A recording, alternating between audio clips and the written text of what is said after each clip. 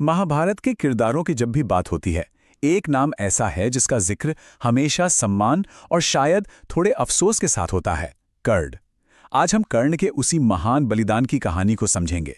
एक ऐसा त्याग जिसके बारे में सोचकर भी रोंगटे खड़े हो जाते हैं। सोचिए, महाभारत के उस भीषण युद्ध में कौरवों की सेना में एक ऐसा योद्धा था जिसे मारना लगभग नामुमकिन था। एक ऐसा योद्धा जो पांडवों की जीत के रास्ते में सबसे बड़ा, सबसे मजबूत पहाड़ बनकर खड़ा था, और वो थे कर्ण। तो फिर सवाल यही उठता है कि अगर कर्ण को कोई मार ही नहीं सकता था तो वो हारे कैसे, उनकी मृत्यु कैसे हुई? इसका जवाब छिपा है एक महान बलिदान और एक दिव्य धोखे की कहानी में। चलिए इस गुत्थी को सुलझाते हैं। देखिए, कर्ण की इस अजेय शक्ति का राज था उनके जन्मजात कवच और कुंडल में। अब ये कोई साधारण कवच नहीं था जिसे पहना या उतारा जा सके। नहीं, ये उनकी त्वचा का, उनके शरीर का ही एक हिस्सा था। एक दिव्य सुरक्षा जिसने उन्हें हर तरह के अस्त्र शस्त्र से अभेद्य बना दिया था। आप कह सकते हैं, ये उन्हें लगभग अमर बनाता था। लेकिन कहानी का सबसे दिलचस्प हिस्सा यह है कि कर्ण के साथ जो कुछ भी होने वाला था, उसकी चेतावनी उन्हें पहले ही मिल चुकी थी।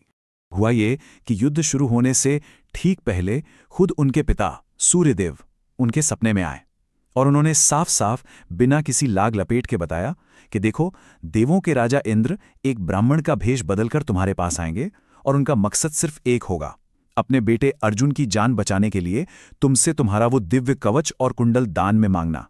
मतलब कर्ण को होने वाले धोखे की पूरी जानकारी थी। लेकिन इस चेतावनी पर कर्ण ने जो जवाब दिया वो उनके चरित्र को, उनके वजूद को एक लाइन में बयां कर देता है। उन्होंने कहा, अगर स्वयं देवराज मेरे दरवाजे पर एक भिखारी बनकर आते हैं तो ये मेरे लिए अपमान नहीं, सम्मान की बात है।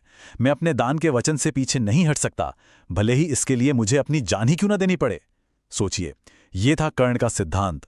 और बस होनी को कौन टाल सकता था। अब कहानी उस पल में पहुंचती है जब इंद्र की वो योजना सच में हकीकत बन गई। वो दोपहर का वक्त था। कर्ण गंगा किनारे अपनी सूर्य उपासना करके उठे ही थे कि तभी एक बूढ़े ब्राह्मण के वेश में खुद इंद्र उनके सामने आ खड़े हुए। कर्ण ने, जैसा उनका स्वभाव था, उस ब्राह्मण को सोना, चांदी, गायें, यहां तक कि अपना पूरा राज्य तक देने की पेशकश कर दी। लेकिन वो ब्राह्मण टस से मस नहीं हुआ।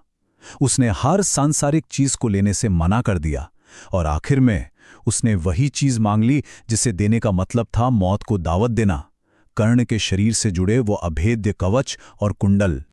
और यहीं पे कहानी उस मोड़ पे आती है जहां एक इंसान अपनी इंसानियत से देवताओं से भी बड़ा हो जाता है। जानते हैं क्या हुआ?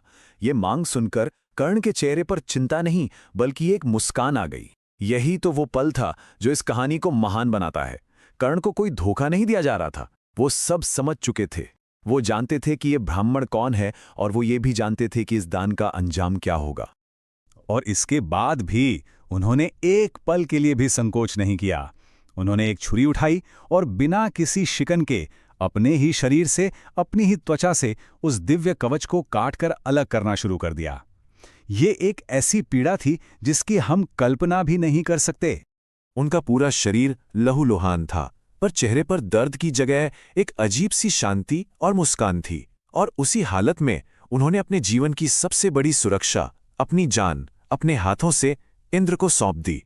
कर्ण के इस अविश्वसनीय काम ने सिर्फ इंसानों को नहीं बल्कि देवताओं को भी हिलाकर रख दिया। इसके बाद जो हुआ वो भी बहुत अहम है। अपने ही छल पर शर्मिंदा होकर इंद्र अपने असली रूप में आ गए। कर्ण की महानता के सामने उनका देवत्व छोटा पड़ गया। उनका सिर शर्म से झुक गया और उन्होंने कहा, हे कर्ण, इस धरती पर तुमसे बड़ा दानी न कभी हुआ है और न कभी होगा। तो देखिए, ये कोई बराबर का सौदा तो बिल्कुल नहीं था। एक तरफ कर्ण ने अपनी अजेयता खोई, अपनी लगभग अमरता खो दी, और बदले में उन्हें मिला एक ऐसा हथियार जिसका इस्तेमाल वो सिर्फ एक ही बार कर सकते थे। हाँ, इस त्याग ने उन्हें हमेशा के लिए दानवीर के रूप में अमर जरूर कर दिया। ये उपहार था वासवी शक्ति, एक ऐसा दिव्यास्त्र जो अचूक था, अपने लक्ष्य को भेद कर ही वापस लौटता। लेकिन शर्त यह थी कि इसे सिर्फ एक बार ही चलाया जा सकता था। तो आखिर इस पूरी कहानी से, इस बलिदान से हम कर्ण के बारे में क्या सीखते हैं? उनकी विरासत क्या है? कर्ण की पूरी जिंदगी उनके सारे फैसले सिर्फ एक मजबूत सिद्धांत पर टिके हुए थे। और वो सिद्धांत था वचन और धर्म। उनके लिए किसी को दिया गया वचन और एक दानी होने का धर्म उनकी अपनी जान से कहीं ज्यादा कीमती था।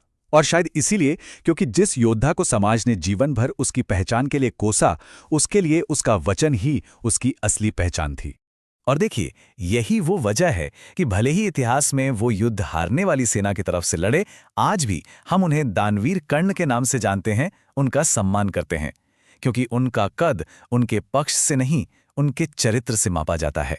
सोचिए, स्वयं भगवान कृष्ण ने ये बात कही थी कि अगर कर्ण ने वो दान न दिया होता, अगर उनके पास वो कवच कुंडल होते, तो युद्ध में अर्जुन भी उन्हें नहीं हरा सकता था। इससे हमें अंदाजा लगता है कि कर्ण ने जानते बूझते कितनी बड़ी शक्ति का त्याग किया था। तो सबसे जरूरी बात जो हमें याद रखनी है वो ये है कि यह कोई दुखद गलती नहीं थी। ये कर्ण का अपना फैसला था, एक सचेत चुनाव। उन्होंने अंजाम को जानते हुए भी अपनी जान से ज्यादा अपने सिद्धांतों को चुना। और ये कहानी हमें एक बहुत बड़े सवाल के साथ छोड़ जाती है।